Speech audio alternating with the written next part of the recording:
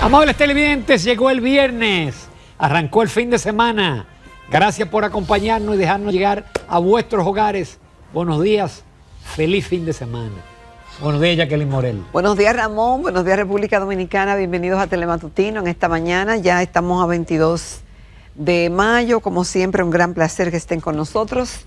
Vamos a contar con los consejos, después de los comentarios de la doctora Alejandra Núñez Gutiérrez, orientados al cuidado de las mascotas. Y hoy vamos a tener un gran invitado diferente. Me encanta, Iván Gómez Carrasco, montañista, que fue el primer dominicano en alcanzar la cima del monte Everest, que no es cualquier cosa. Estamos hablando de la montaña más alta del mundo. Así que... Y un dominicano llegó ahí, entonces vamos a conocer toda esa historia y cómo él se mete en una aventura así de riesgo, porque hay mucha gente que ha muerto en ese intento. ¿Tú sabías que hoy se estaba peinando una virgen? Ajá. Porque estaba lloviendo con sol. Ah.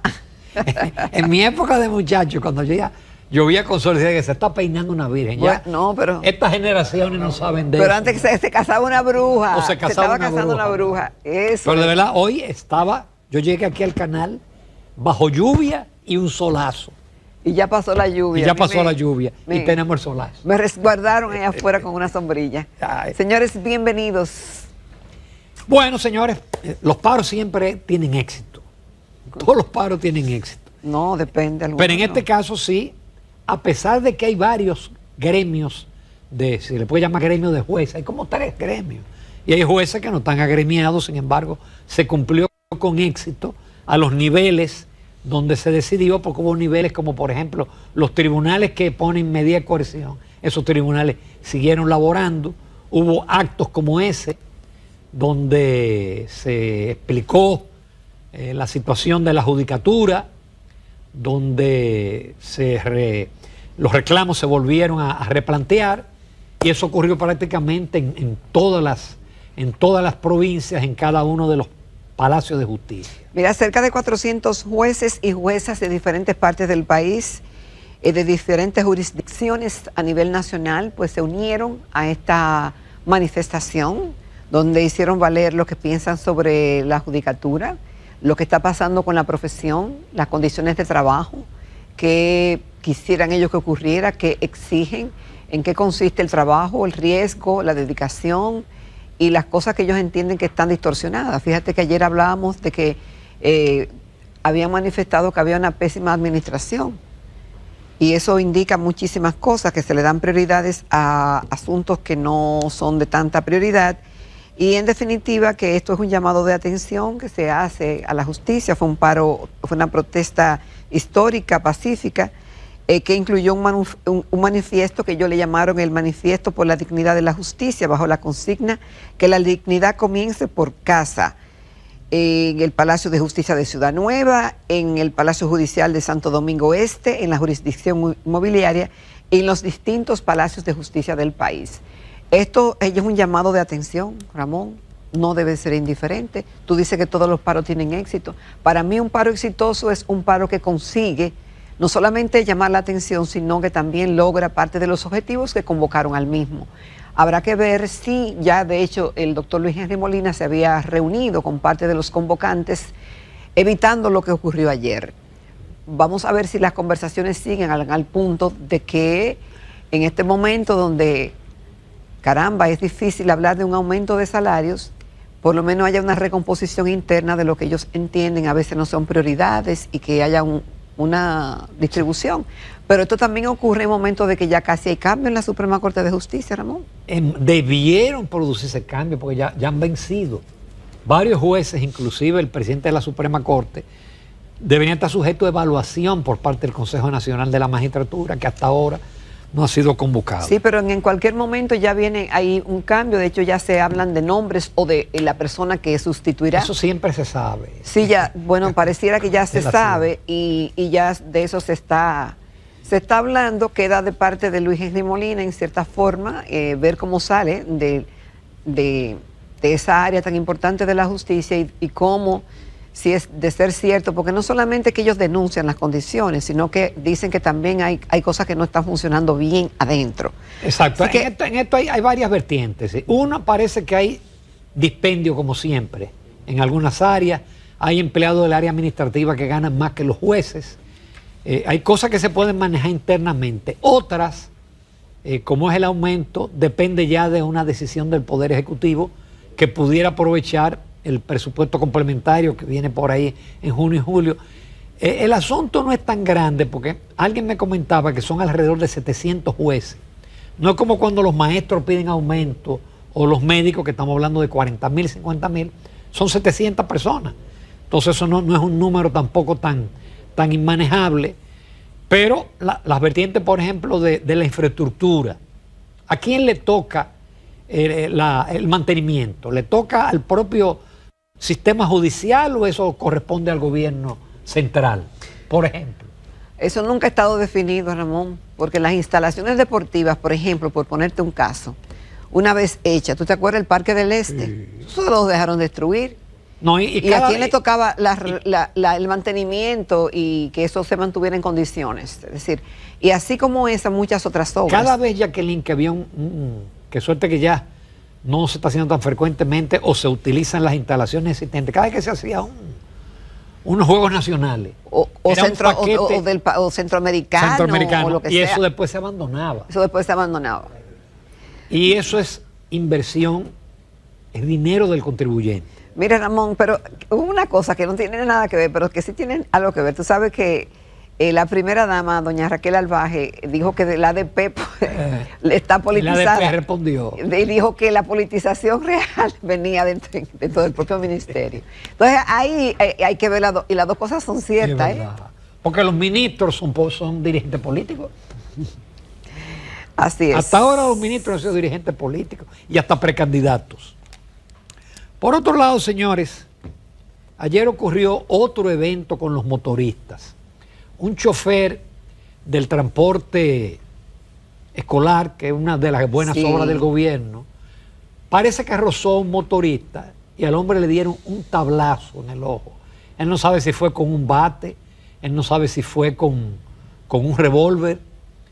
Y eso fue en presencia de los niños que gritaban por la situación.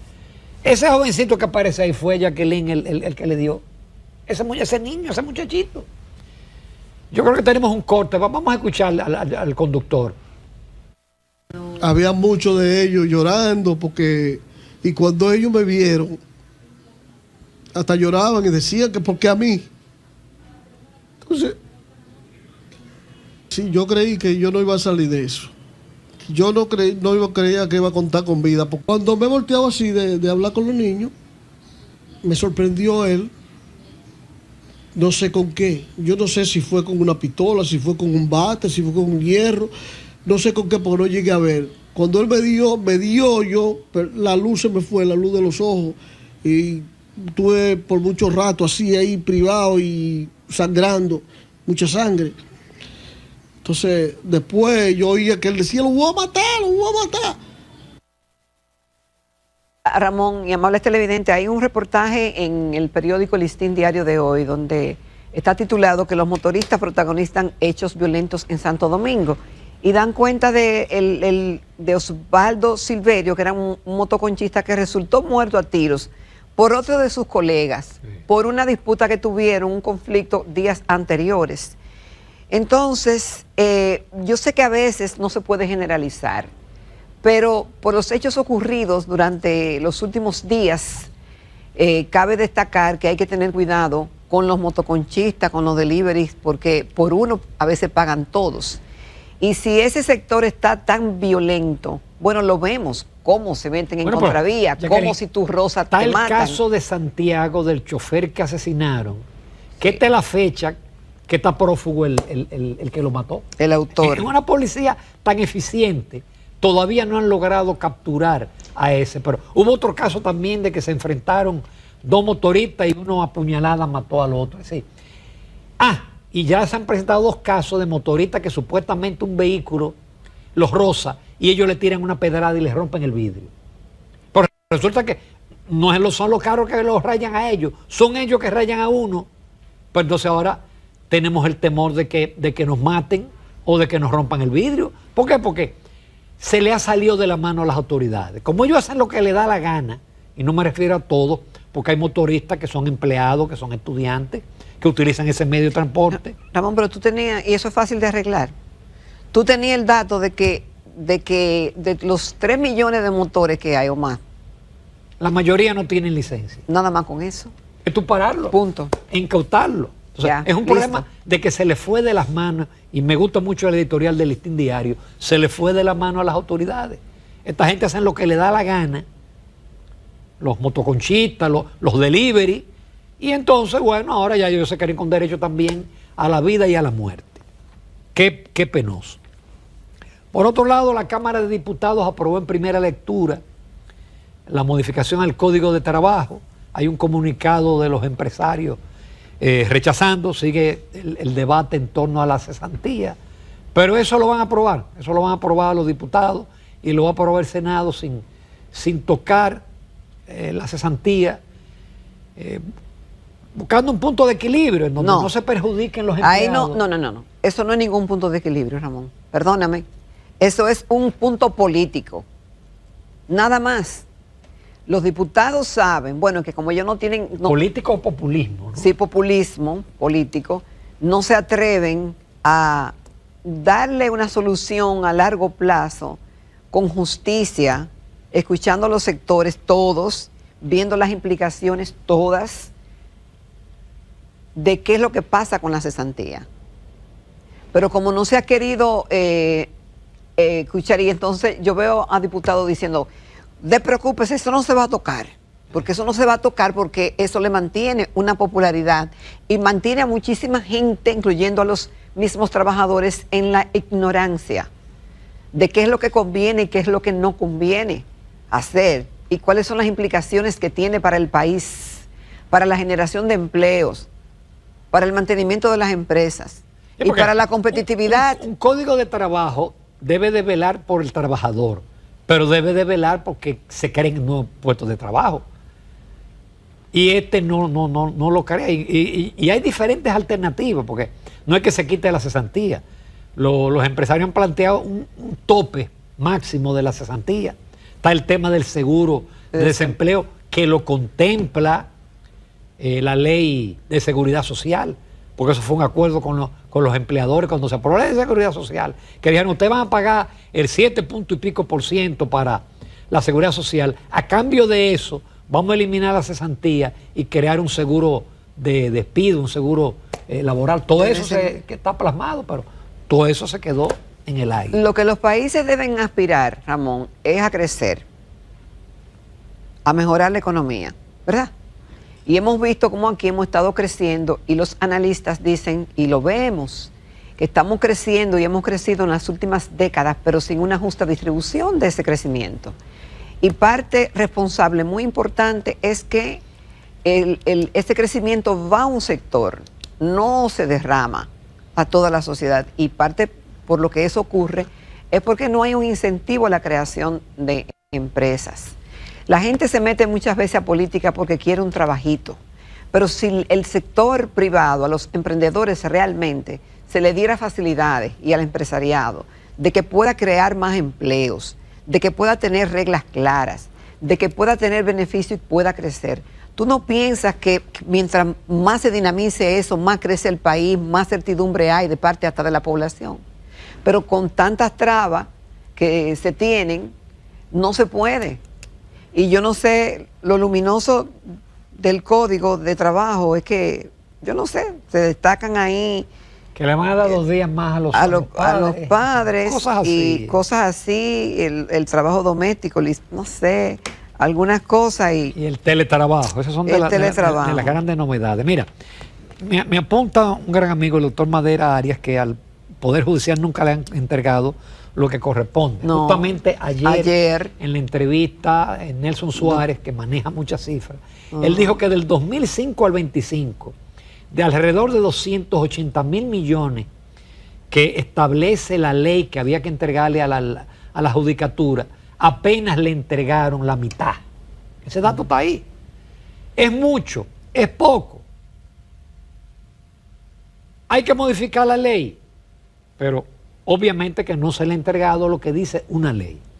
Por otro lado, por eso no nos sorprenda, cayendo de nuevo en la creación de empleo, que en la encuesta de trabajo que realiza el Banco Central cada 3 meses, que es un instrumento muy importante, de ellos determinaron que en estos 3 meses, en relación a los 3 meses del año pasado, se crearon 118.631 nuevos empleos. Pero oigan esta, de esos 98.000, es decir, el 82.7%, el 83% fueron empleos informales y solamente el 17% fueron empleos formales. Claro. Es decir, que de cada 10 empleos que se crearon 10 empleos, 8 son informales. ¿Por qué? Porque todo esto, eso y todo lo que le graban a las micro, pequeñas y medianas empresas, ahora el comprobante fiscal electrónico, el ITEVI, el adelanto, eso es lo que hace que si usted no necesita formalizarse, no se formaliza. Y los residuos sólidos. Y los residuos sólidos. Entonces, por eso en esta economía no hay estímulos a usted formalizar la empresa ni a formalizar el empleo. Claro, ese empleado informal no tiene seguridad social, no tiene cesantía, y resulta, hablando de la cesantía, que el 54% de los empleados en este país son informales. No tienen cesantía. Esa es la realidad. Mire, yo quiero despedir con un gráfico, porque ayer yo le decía que mi artículo versó sobre que el gobierno en este año está subejecutando el gasto de capital. Entonces Mercedes Carrasco, que es una destacada economista, publica hoy un gráfico. Ese gráfico, ese zigzag es el gasto en capital en relación al PIB, y revela que en este año, con excepción del año 21, es el año que menos se está gastando en relación al PIB en inversión pública. El año en el cual el ministro enfatizó que se iba a gastar y que si era posible iba a gastarse un punto adicional, resulta que no se está gastando. Si no se está gastando, entonces no hay estímulo fiscal y ya sabemos qué es lo que va a pasar. Terminamos con las malas noticias. Vamos ahora con las buenas noticias. Mira, a veces cuando ocurre algo malo es una oportunidad para ver qué se puede hacer para mejorar. Cuando a mí me pasa algo muy malo, digo, pero ¿qué es lo que voy a sacar de esto? Porque las cosas no pasan por casualidad. Usted levantarse. Es momento, ¿no?, de ver, sacar las reflexiones de eso que nos pasa para ver cómo se puede mejorar. Y yo creo que todo lo que está planteado en la República Dominicana da espacio, sobre todo que estamos en unas elecciones de 2028, cerquita por ahí, para que nos replanteemos de qué es lo que tenemos como gobierno, qué es lo que hemos tenido como gobierno. No sino todo lo que y si queremos seguir con gobierno así. Y si queremos seguir así, o si tenemos que hacer otro nivel de exigencia, otro nivel de participación, a quiénes no queremos parecer, cuáles prácticas hay que replicar y cuáles hay que dejar de lado. Mira, Rodríguez Zapatero tiene 6 cuentas en la República Dominicana, Ramón. Yo te dije que eso va a reventar aquí. Y inversiones tiene también. Sí. Y no dude que también el colombiano Alex Saab también tenga algo aquí. Bueno. Porque ambos tienen en común Venezuela. Y la facilidad de que damos, pareciera. Es que un país atractivo, este es un país atractivo para la inversión. Siempre se ha dicho.